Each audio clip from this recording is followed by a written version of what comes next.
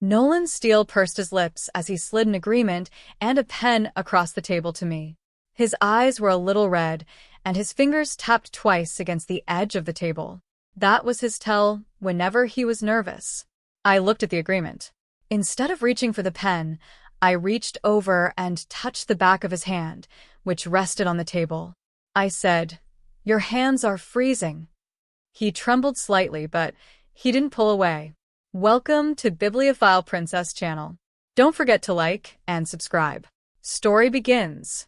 Without even glancing at the terms of the agreement, I picked up the pen, ready to sign. Nolan pressed down on my hand. "Wait. At least read it before you sign." He started going through the agreement with me, clause by clause.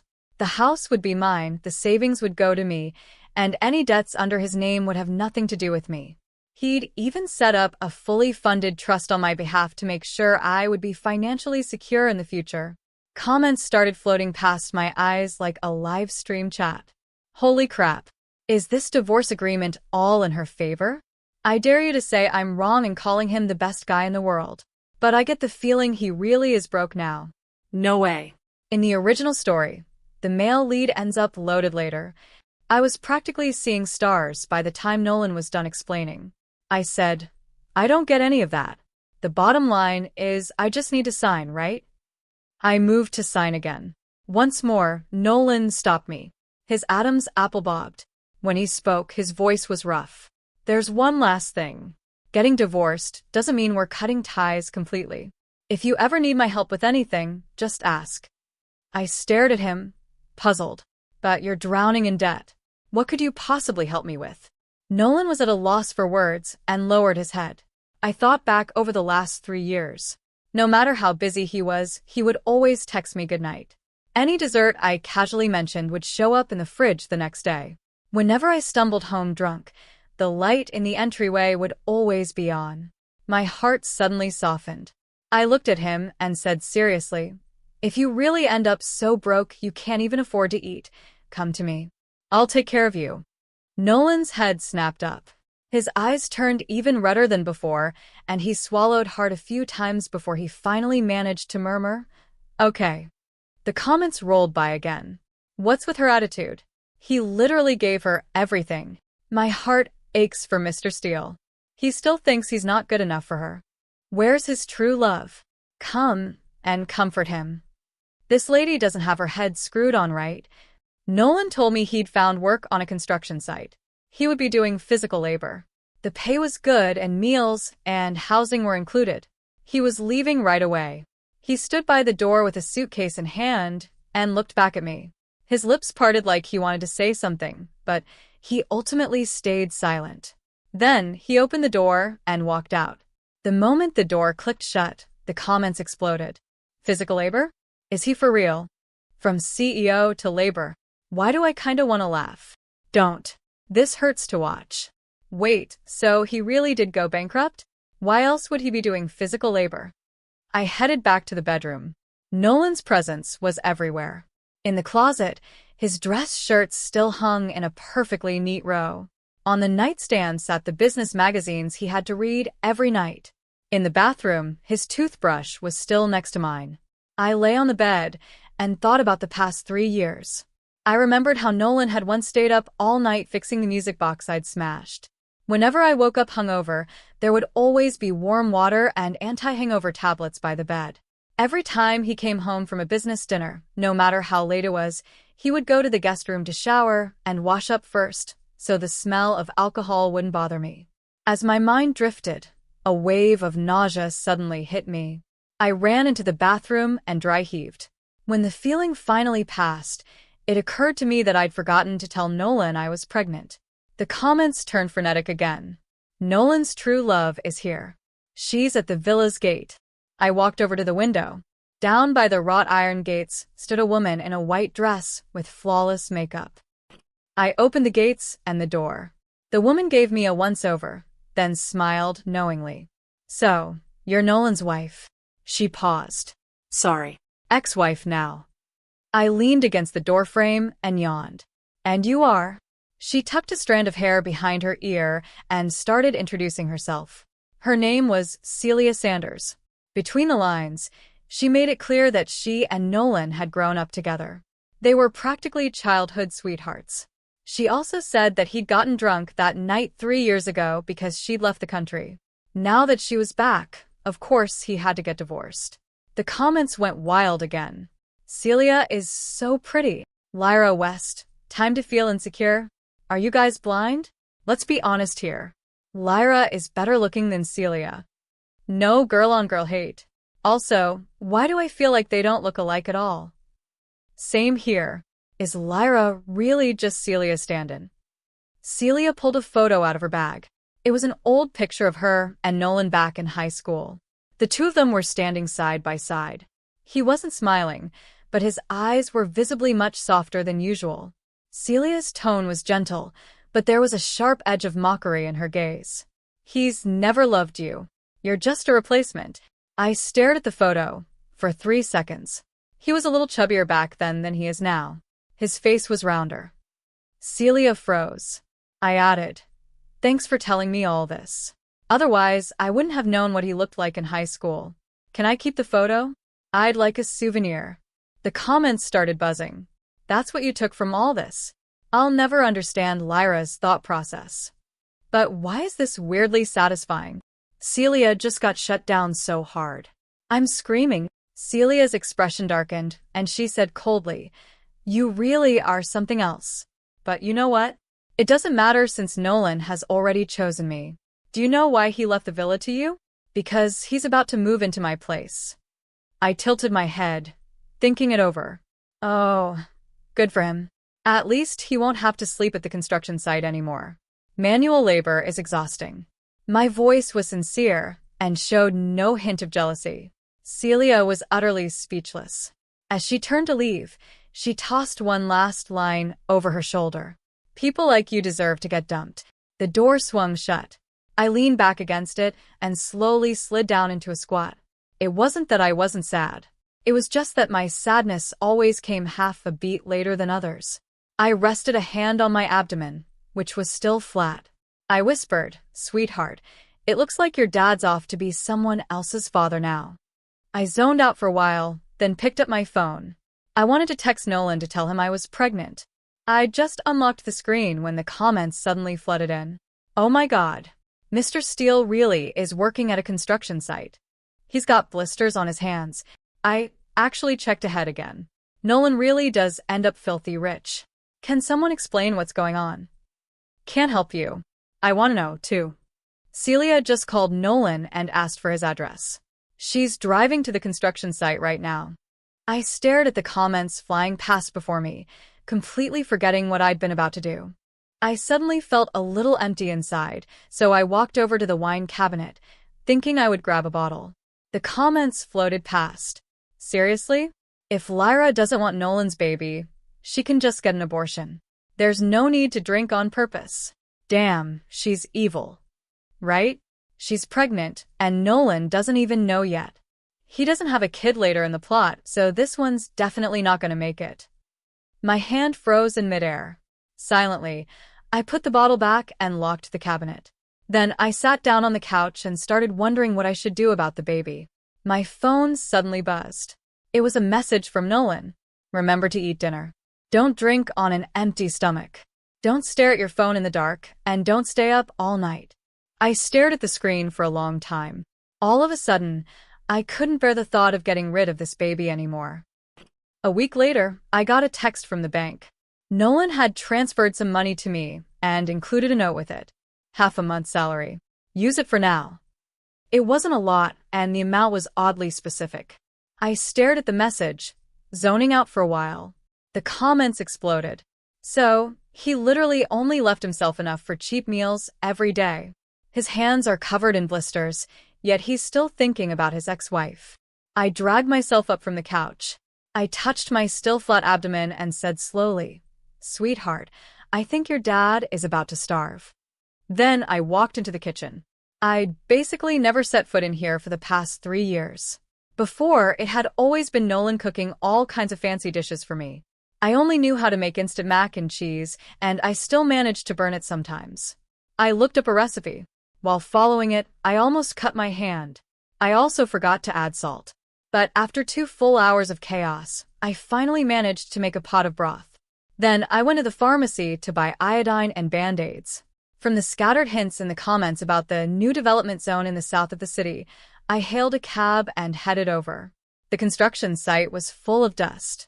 I stood at the entrance in my lounge dress and slippers while holding a thermal food carrier, standing out like a sore thumb. The comments started teasing me. Why does she actually look kind of cute dressed like this? Just as I was craning my neck and looking around, a white sedan pulled up. Celia stepped out, carrying a delicate lunchbox. She saw me, too. Her smile faltered for a second, then smoothed back into elegance. She walked over to me. "Ms. West, what are you doing in a place like this?" Her gaze dropped to my food carrier, and she chuckled lightly. "Have you brought lunch for Nolan? He has a sensitive stomach and can't handle anything too greasy." I looked seriously at the broth I'd made. "It's chicken soup and it isn't greasy." I skimmed the fat. Celia took a step closer and lowered her voice. "Ms. West, I think there are a few things you're not getting here. Right now is the hardest time in Nolan's life. What he needs is someone who can help him get back on his feet, not some clingy little ornament who can only make broth." I thought about what to say for 3 whole seconds. "But he's doing manual labor right now. That takes strength, not making a comeback." I paused, then added, "And I'm not a clingy ornament. I can make my own money. I just haven't figured it out yet." The comments were stunned. Celia just got roasted into speechlessness. Lyra's logic is always this bizarre, yet it's also somehow impossible to argue with. Just as the atmosphere turned awkward and tense, Nolan walked out of the construction site. His work clothes were covered in dust, and there were Band-Aids all over his hands. He had sweat on his forehead. When he saw us, he visibly froze. Celia immediately went up to him. "Nolan, I brought you lunch." But Nolan walked straight toward me instead, his brows furrowing. "Why are you here? There's too much dust." I held up the food carrier and the bag of medical supplies. "I brought you soup and medical supplies." Something shifted in his eyes. His fingers trembled slightly as he took the things from me. Celia's face went pale. "Nolan, I came here for you." He turned to her, his voice polite but distant as he said, "Ms. Sanders, thank you for your kindness, but I don't need it. Please don't come again." With that, Nolan murmured to me, "I'll take you home." He completely ignored Celia, who'd frozen in place. We sat in silence in the back of a cab. I glanced at the Band-Aids on his hands and suddenly said, "Your wounds have dust in them. They're going to get infected." He pulled them back a little. "I'm fine." Slowly, I said, "Celia said you two are moving in together." Nolan snapped his head toward me. "She's talking nonsense." His voice was sharp and edged with a rare anger.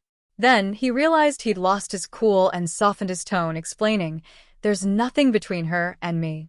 I'm living in the dorms at the construction site." I let out a hum and didn't say anything else. Comments floated out in front of me. "Wait, are we ever going to find out why Nolan gets so rich later? Does any other male lead have it as rough as he does?" I'm speechless. The cab pulled up to the villa. Before I got out, Nolan suddenly said, "Don't worry about the money. Just use it, and tell me if it's not enough." His eyes were bloodshot, but his gaze was steady. I nodded, remembering I had a prenatal checkup tomorrow. After taking a couple of steps, I turned back. "Will you be working tomorrow?" "Yeah," he said. "Okay.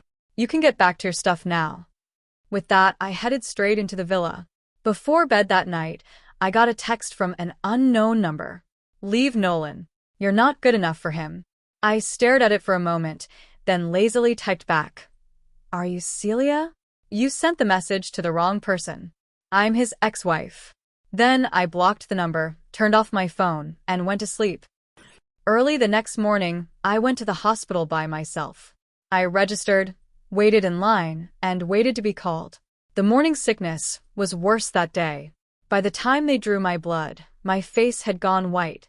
After the ultrasound, the doctor said I was slightly anemic and prescribed iron supplements. I left the exam room, holding the folder with my results and feeling dizzy.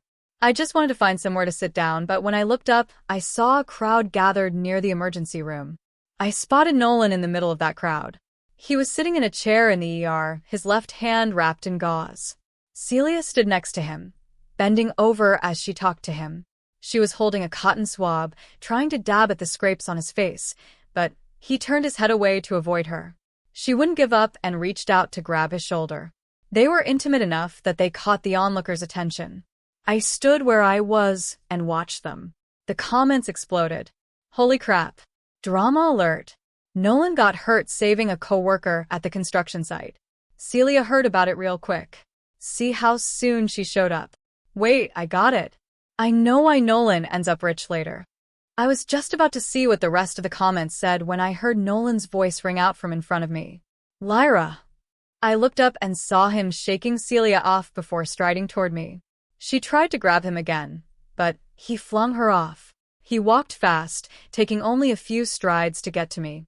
He lowered his gaze and caught sight of the folder in my hands. Printed on the front in big, clear letters were the words obstetrics and gynecology. Then, he looked up at me, taking in how pale and weak I looked. His whole body went rigid. As his gaze traveled between the folder and my face, his eyes slowly turned bloodshot. His Adam's apple bobbed hard. When he finally spoke, his voice was so hoarse it almost wouldn't come out. Are you pregnant? I blinked, trying to remember if I'd forgotten to tell him. I'd meant to ask him to come with me to that day's prenatal checkup, but he had to go to work. At my silence, Nolan's lips began to quiver. He lifted his left hand, his fingers shaking badly. He didn't dare touch me, though. His voice was broken and raw with despair as he asked, "Did you get rid of our baby?" I was taken aback. An abortion? I looked down at the medical folder in my hand, then up at Nolan's ghost-white face. Blood was seeping into the bandage on his left hand from when he'd torn himself free from Celia just now. The scrape on his forehead was still oozing, and paired with his bloodshot eyes, he looked like he'd just crawled out of a disaster zone. The comments exploded. Lyra, can you please just say something? Mr. Steele looks like he's about to shatter. Celia is literally smirking in the back. What a snake. I'm losing it. The baby's still around. I wanted to explain, but when I opened my mouth, a yawn slipped out instead. Between the morning sickness and getting my blood drawn, I felt lightheaded. My reactions were more than a beat too slow. I hadn't even finished when Celia's voice drifted over from behind us. Nolan, don't get so worked up. You'll reopen your wounds. She walked forward, her tone gentle. Ms. West probably had her own reasons. You two are already divorced, and she doesn't have to get your permission for anything she decides to do. Nolan swayed on his feet. Celia took the chance to steady him by his arm, softening her voice even more. And look at the state she's in. She must be weak after just getting a procedure done. Don't push her like this. I blinked. I'd just gotten a procedure done? When? The comments were furious. What nonsense is Celia spewing? She's clearly trying to steer Nolan into thinking the worst. Certified manipulative behavior right here. Lyra, please just say something. I'm begging you. Nolan stared at me, the light in his eyes dying out bit by bit. His lips trembled, and his Adam's apple bobbed hard, like he was forcing something down. Lyra West, be honest with me, he said, each word clipped. Is the baby still around? I parted my lips. Suddenly, a wave of dizziness hit me, and my vision went dark around the edges. I grabbed the wall for balance as the file slipped from my hand and hit the floor. Nolan immediately reached out to catch me, but the moment his fingers brushed my arm, he jerked back like he'd been shocked. He thought I was weak from surgery and didn't dare touch me. Off to the side, Celia asked, Ms. West, do you want to sit down and rest? Nolan, stop pushing her. Let her. Shut up. His head snapped toward her, his voice as cold as ice. She flinched and stumbled back half a step under his gaze. The comments went wild. Nolan finally snapped. But he's snapping at the wrong person. Lyra, stop being this dazed. Once the dizziness passed, I bent down to pick up the file. I moved a little too fast, and my stomach lurched. I turned my head and dry heaved. Nolan's pupils contracted hard. He stared at me as I retched, and every bit of color drained from his face. Is that morning sickness? His voice shook. Or a post-op reaction? I straightened up, ready to say it was morning sickness, but Nolan didn't give me the chance. He suddenly clapped a hand over his mouth and broke into a violent coughing fit. Blood seeped out between his fingers. The comments went berserk. He's coughing blood. This is literally rage and grief made physical. Someone get a doctor, now. Nolan pitched forward. On instinct, I lunged to catch him, and his weight dragged me down. My knees slammed into the tile, and the pain made me hiss. I couldn't care less about it, though. Nolan had collapsed in my arms, his face as white as a sheet. There was still blood trickling from his mouth. Nolan! I patted his face. Don't pass out. I haven't answered you yet. His eyelids trembled, and his consciousness was already slipping. I panicked and leaned in close to his ear, using all my strength to say, "The baby's still here. I didn't get rid of it. I'm here for a prenatal checkup." Nolan's lashes fluttered as his eyes opened a crack. His lips quivered, like he wanted to say something. But in the end, his eyelids slid shut again. The comments were frantic. Did he hear Lyra? I think so. She was so loud. Judging from the look on his face before he passed out, he heard her. "The doctor's here. The doctor's here." The ER staff rushed over and lifted Nolan onto a gurney. I followed them, still clutching my medical file. Celia tried to follow, too, but a nurse stopped her. "Are you family?" "I'm his ex-wife," I said without even turning back. "I'm his ex-wife, and I'm pregnant with his baby." The nurse froze. She didn't stop Celia anymore, but she also didn't let her run after us. As we hurried off to an operating room, I looked down at Nolan's unconscious face, suddenly wanting to cry. It wasn't out of sadness. It was because I felt wronged. I tried to tell him so many times, and every single time, it fell through. The comments floated past. Lyra's about to cry. It's my first time seeing her like this. I feel so bad for her. She didn't do anything wrong. But I feel bad for Mr. Steele, too. He thought the baby was gone. I took a deep breath and forced the tears back. I rested a hand on my abdomen and whispered, "Sweetheart, your dad is too impulsive. You're not allowed to take after him, okay?" Then, I pulled out the ultrasound report and tucked it into Nolan's hand. That way, it would be the first thing he saw when he woke up. By the time Nolan woke up, it was already evening. I was sitting by his bed, holding a thermal flash and sipping ginger tea in tiny sips. I needed to take iron supplements for my anemia, but the hospital's liquid iron tasted disgusting. I secretly mixed the ginger tea with it. The comments were baffled. "Lyra, what's that cursed concoction you're drinking? This is a medical miracle. How is that not causing some kind of chemical reaction?" "Forget chemistry. Mr. Steele's awake." Nolan's fingers twitched. I set the flask down and leaned in. His lashes fluttered several times before his eyes finally opened. For a moment, they were unfocused. Then, they sharpened and locked onto me. "Lyra," he croaked, his voice so hoarse it was barely audible. "Yeah," I answered softly. He tried to push himself up, and fresh blood seeped through the bandage on his left arm. I pressed a hand to his shoulder. "Don't move. Your wound's not healed yet." He didn't listen. His gaze darted around before finally dropping to his right hand, which gripped a sheet of paper, the ultrasound report. It was already crumpled in his fist, but the text and image were still clearly visible. 8 weeks pregnant. Single live fetus. Cardiac activity present. Nolan stared at that line without moving. I watched him and said slowly, "I didn't get an abortion. I just came in for a prenatal checkup. I'm a little anemic, so I looked pale. I told you right before you passed out, so you probably didn't hear me.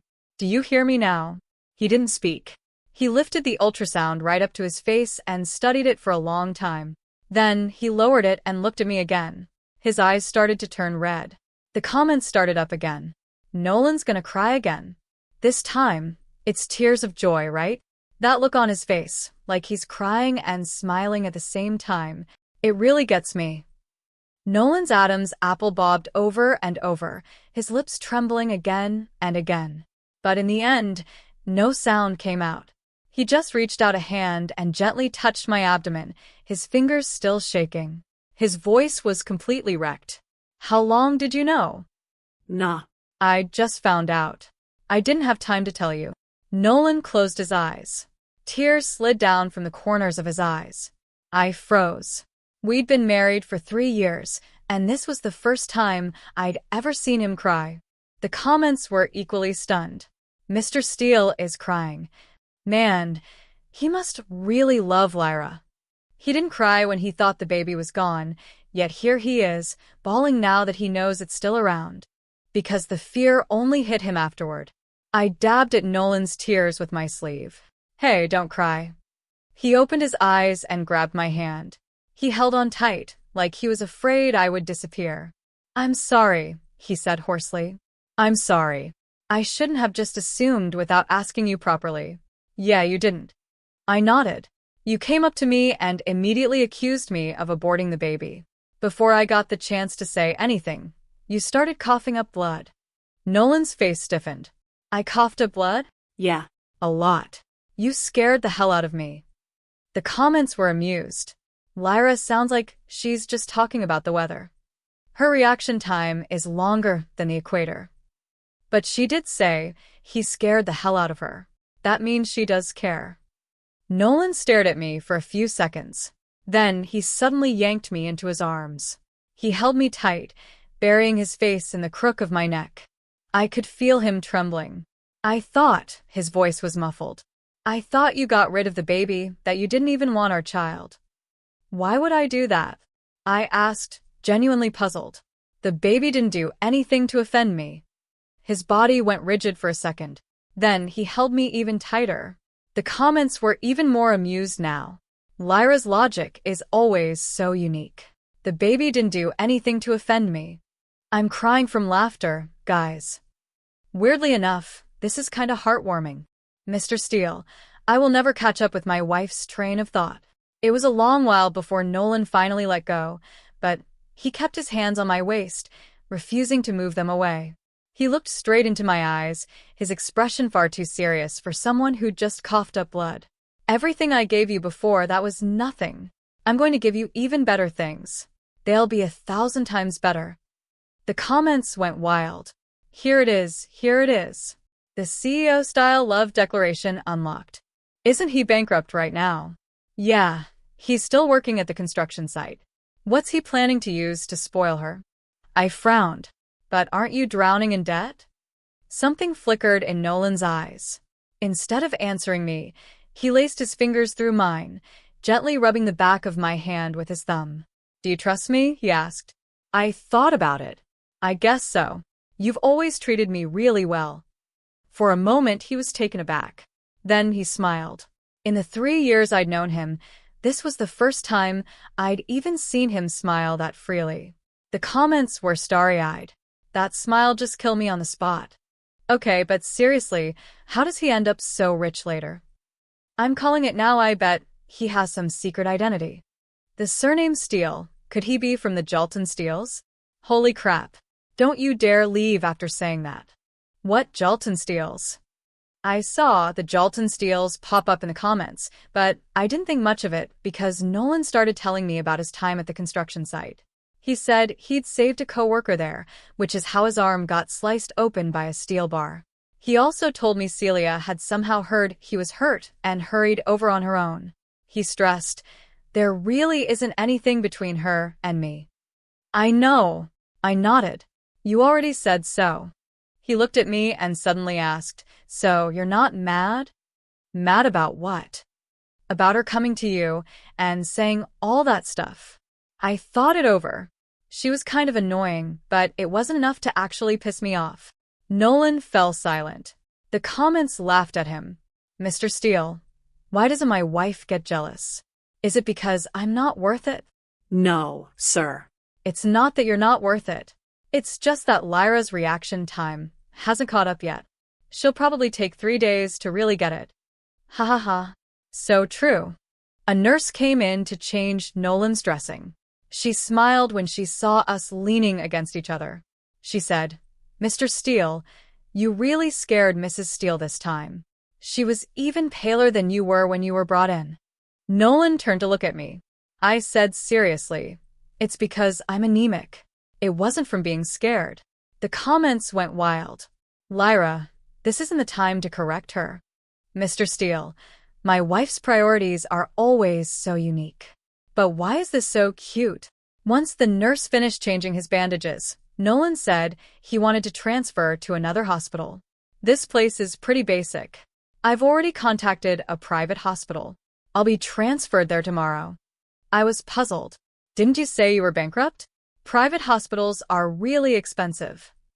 "I have enough money," he hedged. The comments popped up. "Nolan is definitely hiding something. No way he's just a bankrupt CEO, there's more to this. I bet he's from the Jalton Steeles. That family's old money. It's been around for a century." I glanced at Nolan, but didn't push further. After Nolan was discharged, he didn't go back to the construction site. He told me he'd quit the job there and found something new. He still left the house early in the morning and came back late at night, sometimes with a faint smell of alcohol. When I asked what kind of work he was doing, he only said he was negotiating business deals. I bet he went back to the Steele family. But if that's the case, why is he keeping it from Lyra? My pregnancy symptoms were getting worse. Every morning, the first thing I did when I got up was throw up. Nolan was more punctual than an alarm clock. The second I made a sound, he would rush into the bathroom with warm water and a towel, gently patting my back as I retched. The blisters on his hands still hadn't fully healed. His rough fingertips pricked a little when they brushed my back, but his movements were incredibly gentle. Mr. Steele is so attentive. This is the difference between loving and not loving someone. He never treated Celia like this. So, did he ever love Celia? That was something I also wanted to know, but I didn't ask. Because every night, Nolan would massage my feet. They were swollen from pregnancy and puffed up like little loaves of bread. He would lift my feet onto his lap and gently massage them. His touch was light, and the pressure was just right. Halfway through, his hands would still, and he would just stare at my belly, lost in thought. "What's wrong?" I'd ask. "Nothing." His voice would go hoarse. "It's just, it doesn't feel real." Mr. Steele probably still hasn't gotten over the shock of almost losing the baby. He looks like a love-struck idiot when he stares at Lyra's belly every night. It hits right in the feels, though. A week later, Nolan came home with a folder. It was thick and packed with papers. He sat across from me, more serious than I ever seen him. "I need to tell you something." I was in the middle of eating the dessert he'd brought back and answered with a muffled hum. Nolan took a deep breath. I set my spoon down. The comments instantly exploded. "We're finally getting the big reveal." I knew it. No way Nolan was truly bankrupt. What exactly is the truth? The Steele family in Jalton. "You probably haven't heard of them, but it's a century old and of old money," he said. As right. I'd never heard of them. "I'm the grandson the Steeles lost track of years ago. Not long ago, they found me and told me to go back." Nolan's voice was calm, but I saw his fingers tap lightly against the edge of a table. That was his nervous tell. He continued. "I didn't want to go. So, my grandfather, Arthur Steele, set me up and forced me into bankruptcy to make me obey." Holy crap. The Steeles from Jalton are, like, a top-tier, reputable family. So Nolan really is a rich heir. I get it now. He's the lost rich grandson whose family tracked him down. He refused to accept his inheritance, so they ruined him to force his hand. Nolan continued explaining, "I only asked for a divorce because I was afraid the Steeles would try to hurt you." I blinked. "I wanted to keep you somewhere safe, somewhere that looked like it had nothing to do with me. That way, the Steeles wouldn't have noticed you. Then, after dealing with everything, I would have brought you back." So, the divorce was to protect Lyra. "Hold up," he said. He was worried the Steeles would go after Lyra. He didn't mention Celia at all. I thought about it and asked, "What about Celia?" Nolan's gaze suddenly sharpened. "There's nothing between her and me. But 3 years ago, Didn't you get drunk at that bar dash? That wasn't because of Celia. He cut me off, his voice suddenly dropping low. It was because of you. I froze. He looked at me, his eyes slowly turning red around the rims. 3 years ago, when I got wasted at that bar, it wasn't because Celia left the country. It was because I wanted to be sure that you would find me. This is the plot twist of the century. So Lyra didn't just happen to pick Nolan up. He orchestrated everything. How many steps ahead is this man playing? I already knew who you were 3 years ago. Long before that, actually. One time, you helped an old man who'd fallen on the street. I happened to be walking by. You kneeled and wiped the dirt off his hands, not grossed out at all. Right then, I thought, I want to marry her, Nolan murmured. Love at first sight. Lyra was never stand-in. Never. Nolan has secretly been in love with Lyra for years. My mouth opened as my brain buffered. So, you never saw me as somebody's replacement? Never, he said firmly. You're the only one I've ever loved. He took on all the risk by himself. I'm actually sobbing. So, it was all one big misunderstanding from the start. Lyra, say something already. I was quiet for a long time, so long that Nolan started getting nervous, his fingers tapping faster and faster against the edge of the table. So, I finally drawled. You've loved me all along? Nolan's eyes turned even redder. Yeah, it's you. It's always been you. I don't want to run away anymore. I used to think that I could shoulder everything alone, but now that you're pregnant, there's no way I'll let you and the baby take any risks. He took my hand, his gaze steady as he went on. I'm going back to the Steele family. The CEO is going to reclaim his throne. Can't wait to see Mr. Steele absolutely wreck everyone. But the Steeles don't seem easy to deal with. Is Lyra going to get bullied? Nolan told me that he would go back, but only on his terms. Firstly, he would get absolute decision-making power. Secondly, my safety and the baby's safety had to be guaranteed. My grandfather agreed to my conditions, Nolan said. But he had one request: you have to move into the Steele estate. I frowned. The estate? Isn't it going to be super boring there? Lyra's priorities are always so special. Shouldn't she be worried about getting bullied? But she's not wrong. These estates are boring as hell. Nolan laughed. It won't be boring. I had them put in a little garden for you.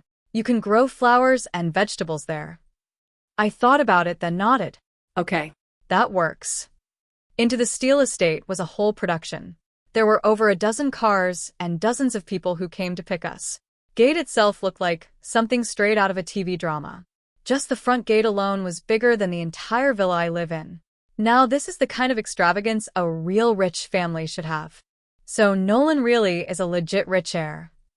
But the Steeles don't look like they're easy to get along with. Not easy to get along with was putting it mildly.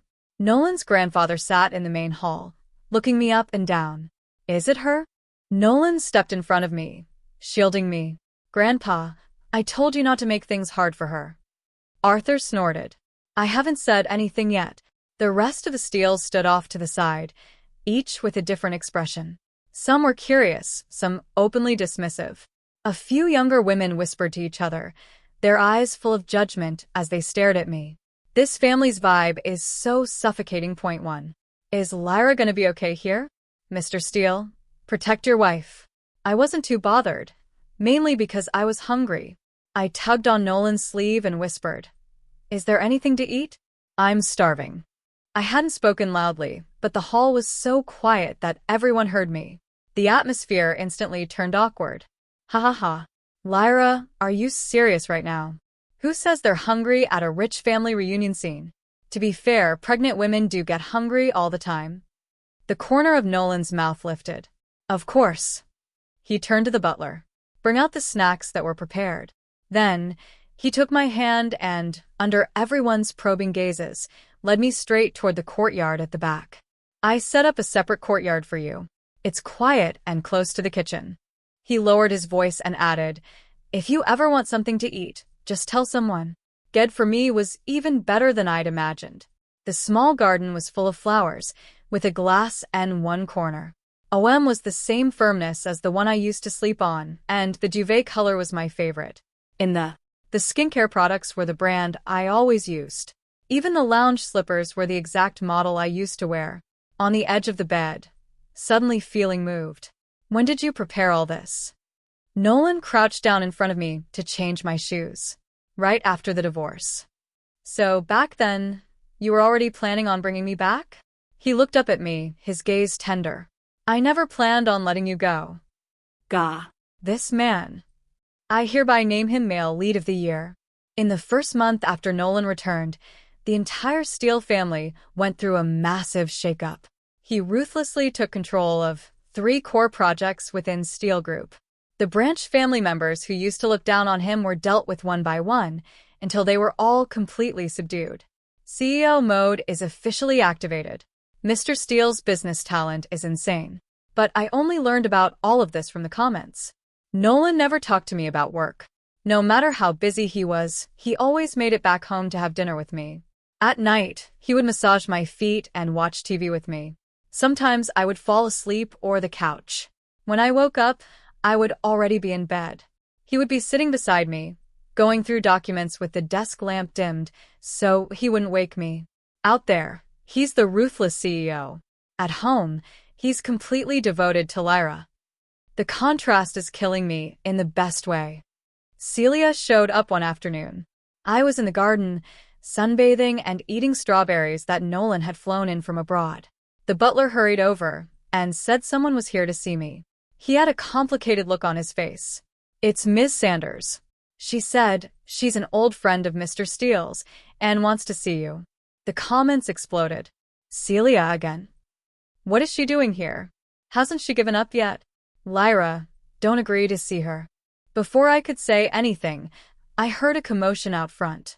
It turned out Celia had barged in on her own. She was dressed impeccably that day, even more so than she usually was.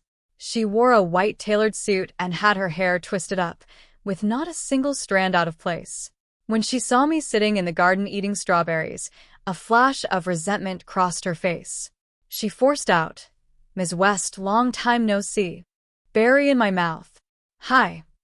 Celia walked up to me and looked down at me, her expression arrogant. Feeling pretty pleased with yourself now, huh? You've moved into the Steele estate, you're pregnant, and you're Mrs. Steele again. I didn't answer, I just kept eating my strawberries. Celia sounds so bitter. She's totally jealous. Celia took a deep breath, then suddenly smiled. You know what? Back in high school, Nolan brought me breakfast every single day. We went to school together and came home together. He didn't talk much, but he was different with me than with everyone else.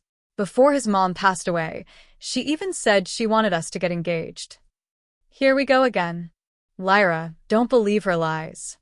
I looked at her. Oh. Her expression stiffened. Is that all you've got to say? What else is there to say? I put down the strawberry.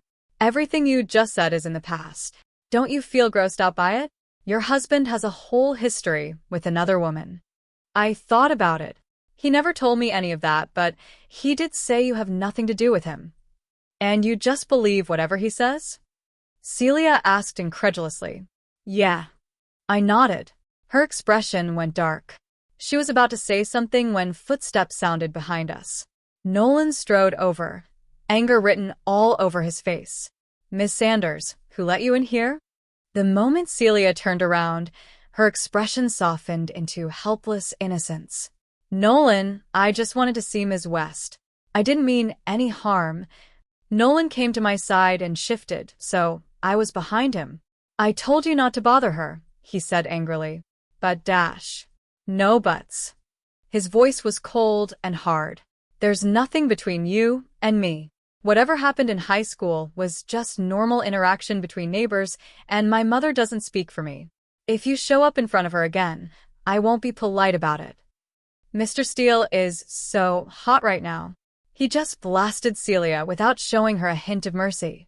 This is exactly how a good man should act. Celia's face turned ashen, and her lips quivered. In the end, she turned and left. Before she walked out, she looked back at me. In her eyes, there was resentment, jealousy, and something else I couldn't quite read. After she left, Nolan crouched down and took my hand. I'm sorry. I didn't handle things well, giving her the chance to come in here and bother you. I shook my head. It's fine. The strawberries are pretty good. He paused, then laughed. He reached out and wiped the strawberry juice from the corner of my mouth, his gaze so tender that it was almost tangible. That night, Nolan took me out to the garden. It was strung with lights that twinkled here and there, like something out of a fairy tale. He held my hand and led me to the center of the garden. There was a table there and on it a small velvet box. Is this a proposal? More like a re-proposal. They already divorced, remember? Nolan opened the box to reveal the diamond ring inside. It was way bigger than the last one and sparkled so hard under the lights that my eyes hurt. Lyra West. He dropped down on one knee. The last ring I gave you was one that I bought in a rush. Even our marriage started when you were confused and barely knew what was going on. This time, I want to ask you properly. He looked up at me, his eyes reddening slightly. Will you marry me again? This time, it's for the rest of our lives. Ah. I do. Lyra, say yes already. Mr. Steele's speech has me sobbing. I looked at the ring, then at Nolan's face. In the moonlight, his eyes were filled with nothing but me. I drawled, "You're sure you're not going to divorce me this time?" "I'm sure." Then, I held out my hand. "Okay." Nolan smiled. He slipped the ring onto my finger, stood up, and pulled me into his arms. 8 months later, I lay in the delivery room, in so much pain that I wanted to twist Nolan's head right off. He stayed with me the whole time. I squeezed his hand so hard that it was covered in bruises, but he didn't make a sound. He just looked at me with reddened eyes and kept saying, "Breathe. Take deep breaths with me." Mr. Steele is seriously nailing this whole birthing coach thing. You can tell he did his homework beforehand, but his hand is about to get crushed. Huh. It's out, it's out. A baby's first cry echoed through the delivery room. It's a boy. Right after that, another sharp cry rang out. There's a girl, too. It's a pair of twins, one boy and one girl. The comments exploded. A pair of twins, a boy and a girl. Lyra literally completed the family unit in one go. Mr. Steele is a winner in life. Nolan held both babies with shaking hands. He looked at the little boy in his left arm, then at the little girl in his right. Tears spilled down his face. He's crying again. Every time he does, it's for Lyra and the kids. I'm literally sobbing right now. I watched Nolan weakly and said, "Stop crying already, or they're going to think you're the one who gave birth to them." He froze for a second, then laughed. He handed the babies to the nurse, then bent down and kissed my forehead. He rasped, "Thank you. Thank you for keeping them, and thank you for choosing to stay." Once my month of postpartum recovery was over, Nolan officially took over as head of Steele Group. In the business world, he was ruthless and decisive. In just a few months, he doubled the company's market value. But the most important part of his day was still coming home to the kids and me. Mr. Steele really is filthy rich now. But he's still the same guy who makes Lyra soup. Now this is what a real romance hero looks like. One afternoon, the sunlight was perfect. I laid the twins in their crib, and they babbled happily to each other. Nolan was in the study dealing with work. He would glance up at me from time to time and give me a little smile. I leaned against the crib, watching our 2 cherub-like children, and suddenly remembered what had happened 3 years ago. That drunken night, that man I'd half-stumbled home with in a haze, and that totally out-of-nowhere proposal. "Sweethearts, I think we picked your dad up off the street for a lifetime," I murmured. Obviously, the kids didn't understand a word. They just waved their tiny hands and grinned at me. Footsteps sounded behind me. Nolan walked over and wrapped his arms around me from behind. He asked, "What are you telling them?" "I'm bad-mouthing you." He laughed and lowered his head to kiss my forehead. Sunlight poured in through the window, spilling over the 4 of us. It was warm, bright, and just right. The final comments floated past. Hooray for the finale. Our ditzy queen and her devoted husband better stay happy forever. This ending is everything I ever wanted. Bye, Mr. Steele. Bye, Lyra. We'll miss you guys. I leaned back into Nolan's arms, looking at the sunlight outside the window. I was a little hungry. Nolan. Yeah. Let's have soup tonight. Sure. What kind? Doesn't matter. Anything you make is fine. He chuckled, resting his chin lightly on top of my head. Got it. One last comment appeared. She's still a little ditzy, and he's still endlessly indulgent. That's probably what the best kind of love looks like. If you like this, don't forget to like and subscribe. See you.